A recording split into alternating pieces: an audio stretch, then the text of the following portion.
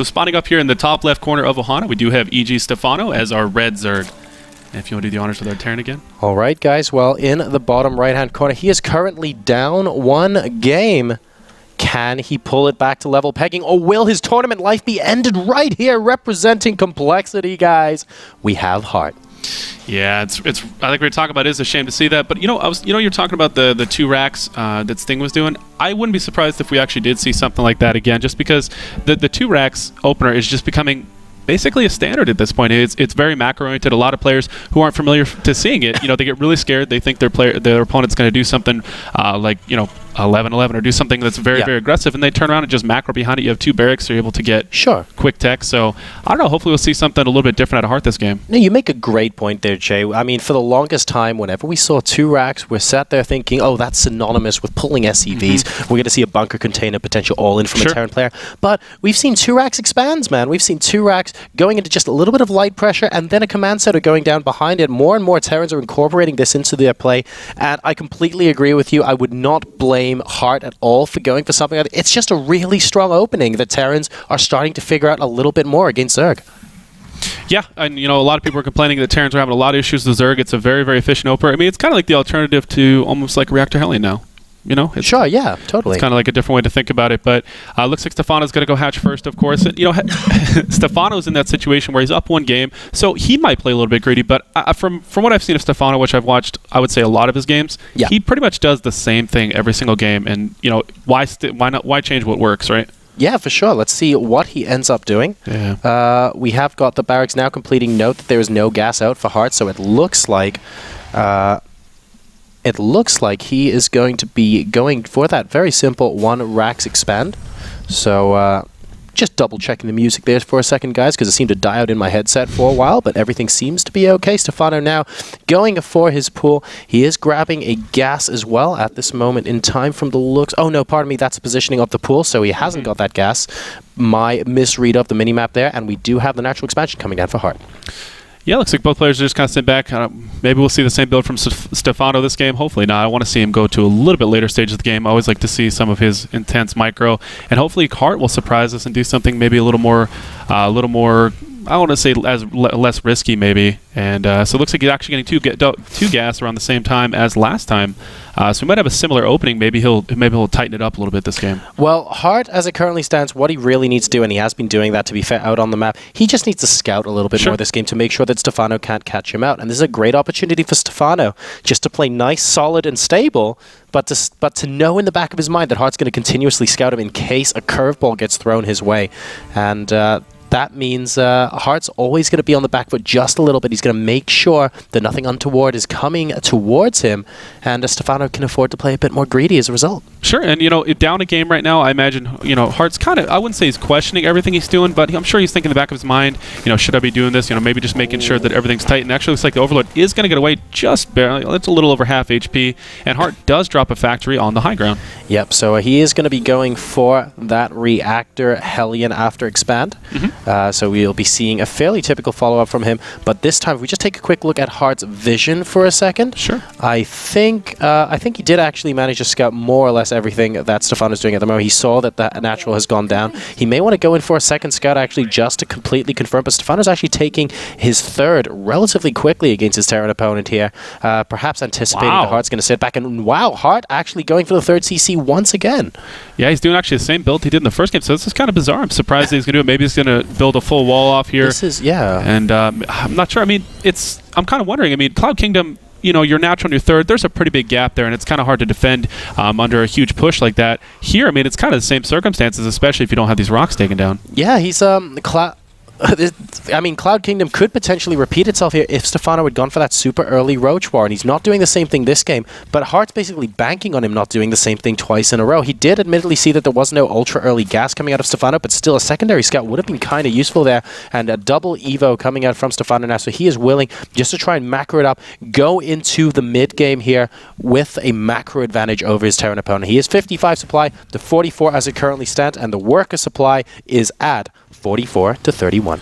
Yep, and with that third command center just about to finish up from Hart, he'll be able to catch that number up pretty darn quick. And it looks like at the same time, he's actually going to scout out the third. He's going to be able to take out a couple of creep tumors as well. So he'll get some decent scouting information, confirm the third to make sure that Stephano's not doing anything super duper crazy. And then at that point, he'll just kind of take map control. I mean, he's going to have the watchtowers basically until Stephano really wants to make a lot of Zerglings or a different type unit in order to take him out.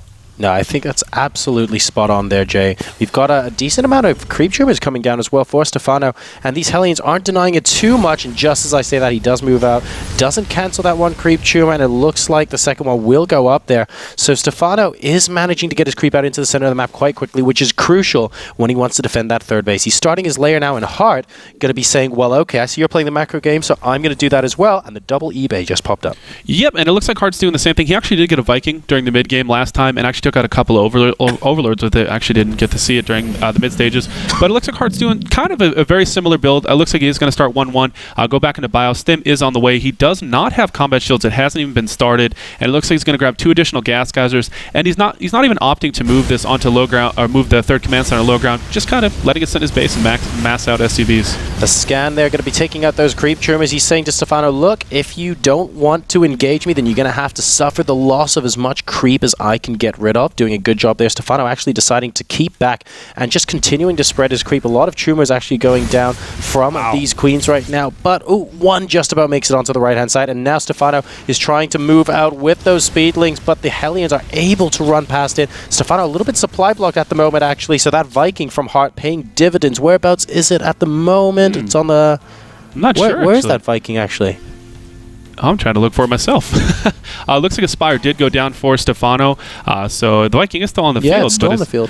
Trying to figure out where exactly it is, though. So we'll keep hunting for that just a moment. There we go in the bottom left. So yeah, he's got 1 kill so far, and it looks like he's actually going to head over to the southwest corner, and then he will actually start taking out the rest of the Overlords on the western side. Now, in the meantime, though, Stephano is actually going for his Spire, so any sort of air dominance that Hart has at the moment, as Stephano gets supply block once more, is going to be quite short-lived. Hart, in the meantime, is getting a decent number of upgrades. Combat shield's only just starting, but he has already got siege mode on the way, so he is preparing to go into that marine tank composition. And, of course, with his economy looking a lot better than it did in game number 1 after that blind roach attack at the beginning, we're going to see a much clearer picture of where Hart wanted this strategy to take him. Yeah, and I think actually this is going to work out very, very well for him. He's teching very, very widely right now. He's getting 1-1 right now, getting his combat shield, starting to make siege tanks. He's actually going to get a couple extra marauders out along with an armory, so he's going to have a really, really good force here, opting to finally actually take that third spot. Needs to take down these rocks, though, just to make a full connect there. As for Stephano, he's actually getting a Baneling Nest at this point, starting to get a 4th base. He has a macro hatchery, so I mean, Stephano could basically create an army out of nowhere as soon as he's ready, or as soon as he needs to, rather. No, that's a great point, actually, and that's definitely something that Hart needs to be very, very careful of doing, moving further into this game. Stimming the Marines, moving into the 4th base, will be able to pick apart the Queen. Wow. Oh my goodness, that Queen!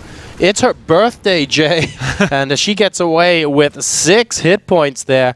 Great pickup, though. Hart managing to salvage the Marines into the medevacs and just moves the heck out of dodge.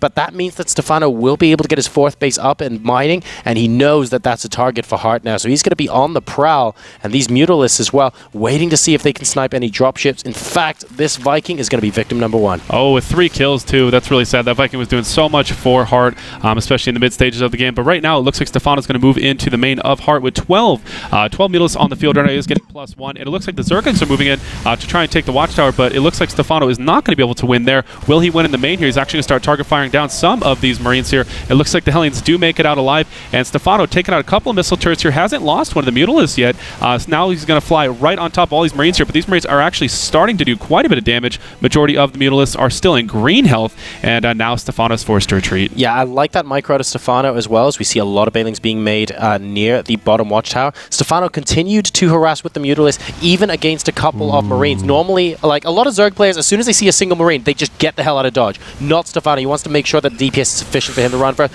And here we go. The army is moving in. A lot of slow Banelings coming in now. Can we see the splitting from Hart? The Stephano splitting his Banelings as well and doing quite a good job of it. Going towards the 3rd base location. Only tanks left. And I think Stephano, with the Mutalisk support, is going to be able to get a lot of damage done at this 3rd base here. These SCVs are now now helpless. Yeah, very nicely done by Stephano. I didn't think he was actually going to push through there, but Hart did not actually use his supply depot wall to his advantage. He actually was standing outside of it when the Banelings connected. All those Marines were splattered against the wall there, and now Stephano's just pushing through here. There were 32, actually 40 Zerglings in production right now, so he's actually going to follow this up and just keep pushing on Hart, take out all these supply depots, maybe even actually get a kill on this command center too. Stephano now 150 supply versus 110, and able to force away the third base. Might even get this orbital command if he's lucky, but he's just going to be going for the army. He's moving straight into the natural expansion. A lot of Lings here trying to stop the army from getting away from Banelings, but there were only 2 left. It's not going to matter though, because Stephano's streaming in with more and more Zerglings. Looks like he's going to be able to finish the job here. 143 to 85 supply. GG! And Stephano wins game number 2. Jay, I guess you could say Hart just got swarmed. Oh, wow. Man, I am just 2-0 champion today. Every series we've cast except for one today has been 2-0, and that's really hard to see. That's it for Hart's tournament run. That's